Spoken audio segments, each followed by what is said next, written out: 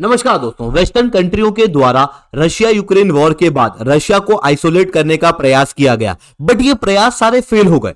ये क्लियरली हम लोगों को दिखाई देता है जब रशिया ने ब्रिक्स समिट कराई और उसके अंदर 36 देशों ने अपनी भागीदारी दी। इतनी ज्यादा भागीदारी होने के बाद में रशिया के प्रेसिडेंट व्लादिमीर पुतिन ने इसी मौके का फायदा उठाते हुए यहां पर वेस्टर्न फाइनेंशियल सिस्टम को चैलेंज किया और उन्होंने कहा कि हम लोगों को एक अल्टरनेटिव फाइनेंशियल सिस्टम जो है वो क्रिएट करना चाहिए, एक नया पेमेंट सिस्टम क्रिएट करना चाहिए जिसके अंदर इनका मेजर फोकस था स्विफ्ट पेमेंट सिस्टम को हटाने का। इसी मौके का फायदा फिर भारत ने उठाया और भारत ने पिच किया है यूपीआई। भारत का कहना यह है कि ब्रिक्स देशों को भी यूपीआई अडॉप्ट करना चाहिए। तो दोस्तों सवाल यह उठता है कि क्या आने वाले समय में यूपीआई स्विफ्ट पेमेंट सिस्टम को रिप्लेस कर देगा? किस तरीके से भारत डी डॉलराइजेशन के अंदर एक इंपॉर्टेंट रोल प्ले करेगा? इन सारी चीजों को मैं शुभेंद्र चौहान डिटेल में आप लोगों के साथ में चर्चा करूंगा, बट उसके पहले आप लोग मेरे साथ में SRC10 टेलीग्राम ग्रुप के ऊपर जुड़ सकते हो। मेरे क्लास की अपडेट पीडीएफ सब कुछ आपको मिल जाएगी। यूपीएससी सीएससी की तैयारी करना, इंडिया के टॉप एजुकेटर से ऑफलाइन क्लास के अंदर पढ़ना है, आप लोगों के पास में अच्छा मौका है। अनअकैडमी अब केवल ऑनलाइन ही रहा है, अनअकैडमी अब ऑफलाइन भी आ चुका है। दिल्ली के करोलबाग मुखर्जी के अंदर, बिहार के पटना और प्रयागराज के सिविल लाइंस के अंदर ऑलरेडी हमारे सेंटर्स खोले जा चुके हैं, जहां पर इंडिया के ये टॉप एजुकेटर्स आप लोगों को ऑफलाइन क्लास के अंदर पढ़ाएंगे, जिनके द्वारा कंप्रेहेंसिव यूपीएससी सीएससी की तैयारी आप लोगों को कराई जाएगी। साथ में आप लोगों को दी जाएगी वन ऑन वन मेंटरशिप और आप लोगों को प्रीलिम से लेकर इंटरव्यू तक का कंप्लीट गाइडेंस यहां पर मिलने वाला है। तो अगर आपको अनअकैडमी के ऊपर जुड़ना है, नीचे डिस्क्रिप्शन के अंदर मैंने लिंक आप लोगों को दी हुई है, उस लिंक के ऊपर क्लिक करना, उसको फिल आउट करना, हमारी टीम पे आपको कॉल करेगी, कंप्लीट गाइडेंस आप लोगों को देगी आपकी प्रिपरेशन के लिए। साथ में किस तरीके से आप अनअकैडमी में ज्वाइन हो सकते हो उसके लिए भी। सबसे पहले आगे बढ़ने से पहले मैं आपको बताना चाहूंगा कि स्विफ्ट पेमेंट सिस्टम होता क्या है। बेसिकली देखो, स्विफ्ट पेमेंट सिस्टम का फुल फॉर्म है society for world wide inter bank financial telecommunication. इसका मतलब यह होता है, इमेजिन करना कि आप इंडिया के अंदर एक बैंकर हो और आपके पास में अंबानी आए और अंबानी का कहना है कि भाई मेरे को यूएस के अंदर बैठे टेस्ला को पेमेंट करना है, जिसका बैंक अकाउंट यूएस के बैंक में है। अब आपका काम है यूएस के बैंक में टेस्ला के ही अकाउंट के अंदर पैसा भेजना। एज अ बैंकर आप ये काम कैसे करोगे?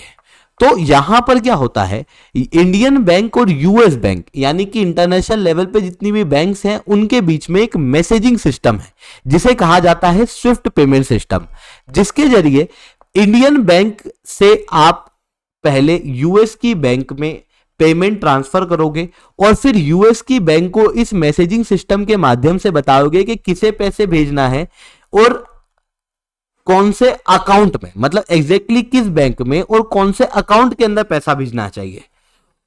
इसी मैसेजिंग सिस्टम को हम स्विफ्ट मैसेजिंग सिस्टम कहते हैं और इसके माध्यम से ग्लोबल लेवल पे जितने भी पेमेंट होते हैं इंटरनेशनल, वो सारे फैसिलिटेट होते हैं। बट एक्चुअल में इसके अंदर एक दिक्कत है। दिक्कत यह है कि स्विफ्ट पेमेंट सिस्टम क्योंकि वेस्टर्न कंट्रियों द्वारा बनाया गया था, ऐसी कंडीशन में इस पेमेंट सिस्टम का प्रयोग उनके एजेंडा के लिए किया जाता है।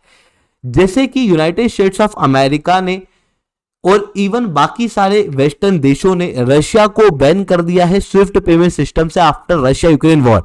हालांकि रशिया यूक्रेन वॉर की वजह से ये नहीं किया गया, बल्कि रशिया से जो पुरानी दुश्मनी है उसकी वजह से किया गया। अदरवाइज इजराइल भी युद्ध लड़ रहा है गाजा के अंदर, बट इजराइल को कोई भी बैन यहां पर नहीं लगाया गया, जबकि रशिया को स्विफ्ट पेमेंट सिस्टम से रेस्ट्रिक्ट कर दिया गया। इसी कारण से रशिया चाहता है कि भाई कोई सा एक नया पेमेंट सिस्टम जो है वो क्रिएट हो, क्योंकि इंटरनेशनल लेवल पे रशिया की बैंक अब इन्वेस्ट नहीं कर सकती, दूसरी जगह पैसा नहीं भेज सकती, मतलब बैंकिंग सिस्टम रशिया का केवल लोकल रह गया, इंटरनेशनल नहीं हो पा रहा। इस वजह से रशिया चाहता है कि भाई कोई एक नया बैंकिंग सिस्टम जो है वो हम लोग क्रिएट करें और उसी को प्रेशराइज करने का प्रयास रशिया द्वारा किया गया। इसी बीच में भारत ने पिच किया यूपीआई। भारत का कहना है कि भाई ब्रिक्स देशों को यूपीआई को अडॉप्ट करना चाहिए, क्योंकि आज के समय पे 30 से ज्यादा देश ऑलरेडी यूपीआई पेमेंट सिस्टम के अंदर इंटरेस्टेड है। 13 से ज्यादा देश यूपीआई को ऑलरेडी अडॉप्ट कर चुके हैं, यानी कि टोटल 43 देश यूपीआई की तरफ जा रहे हैं। ऐसी कंडीशन में ब्रिक्स देश भी यूपीआई की तरफ जा सकते हैं। और यूपीआई क्योंकि भारत के अंदर एक बहुत बड़ा इंटरफेस है, तो इसके अंदर हम लोग थोड़ा सा अगर ट्विक करेंगे तो ऑब्वियसली ये आपस में पेमेंट को फैसिलिटेट करने में भी मदद करेगा।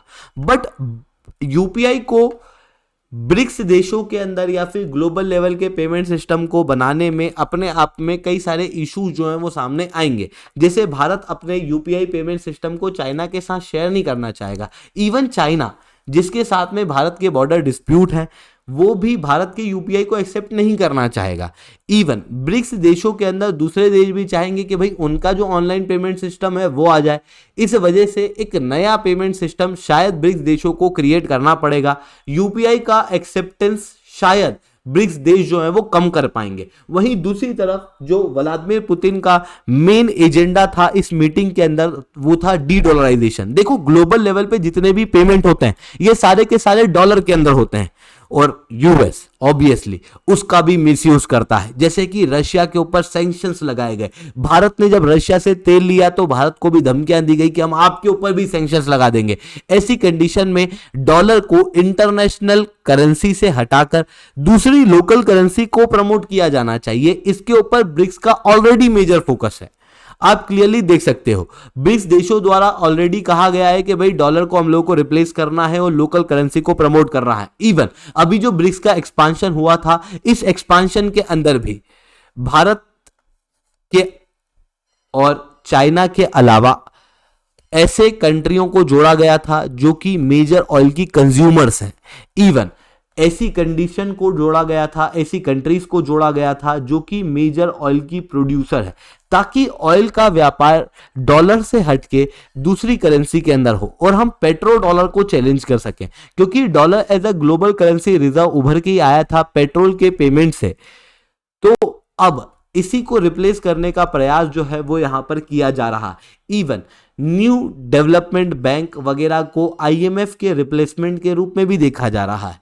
इवन ब्रिक्स करेंसीज को इंट्रोड्यूस करने की बात भी यहां पर की गई है, बट अभी तक इस चीज के अंदर कोई बहुत मेजर डेवलपमेंट नहीं हो पाया, क्योंकि आपस में रशिया चाइना के बीच में राइवलरी है, रशिया इंडिया के बीच में हालांकि अच्छी दोस्ती है, बट इंडिया चाइना के बीच में फिर राइवलरी खड़ी हो जाती है, जिसकी वजह से कोई एक करेंसी को ले पाना काफी ज्यादा मुश्किल यहां पर होता हुआ दिखाई दे रहा है। अभी के समय पे ये होता है कि ये कंट्रियां आपस के अंदर एग्रीमेंट कर लेती हैं और लोकल करेंसी के अंदर व्यापार करती हैं, बट अभी भी लोकल करेंसी का व्यापार यूएस डॉलर को पूरी तरीके से चैलेंज नहीं कर पा रहा है।